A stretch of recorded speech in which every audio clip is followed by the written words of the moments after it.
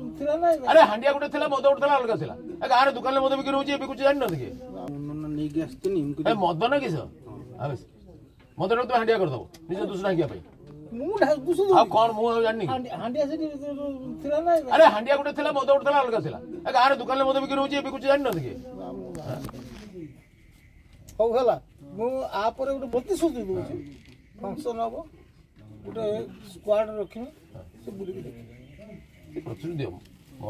तुम सियाडे कर एटी एते परिष्कार कर पिलाटा को देखिन कि चिन्नी चिन्हबा एक्चुअली पेपर पर साइड गोटे सिल्वर फैक्ट्री गोटे ना से गारंटी म देबे ना ना ताको आगे अरेस्ट कर मिनिट तो अरेस्ट कर देबी एटी बन देबी म कहले गुटे वाले फेर बरमपुर तेनु तू वर्तमान गोटे क्षमा पिटिशन लिखिक दबु क्षमा मागिबु भविष्य रे करबुन लिखिबु नहले तो मो संगे संग 5 मिनिट अरेस्ट पुलिस फोन करी आसीबो दीटा भीतर तू गोटे ऑप्शन बाच क्षमा मागिबु कागज कलम पार्टी छोड़ दे ये बेआईन भाव में मद बिके स्टेशन पाखे सबुदिन से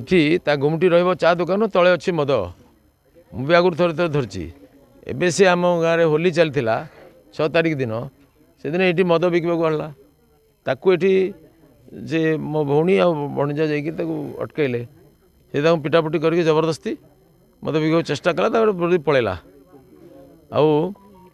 से मु पुलिस को कहली धर पुलिस जो गोड़ेला बर्तमान आसी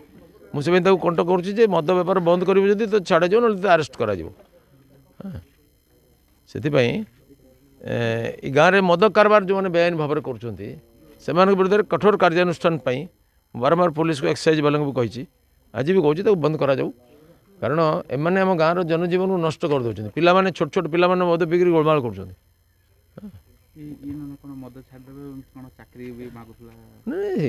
कथा कि जे मद दुकान छाड़ दो चाकरी मिल कि कथा शिल्प चाकरी कर मद छाड़ ये कथार किसी मान अच्छी कि तो मद दुकान करते कही किए आमको दया कर मद दुकान छाड़ देवाई ताल तो सब लोग गोटे जी जे चाकरी पाइबा चाहिए किसी योग्यता दरकार नहीं जी गोटे मद दुकान कर भाई मत छाड़ ना चाकरी दियो।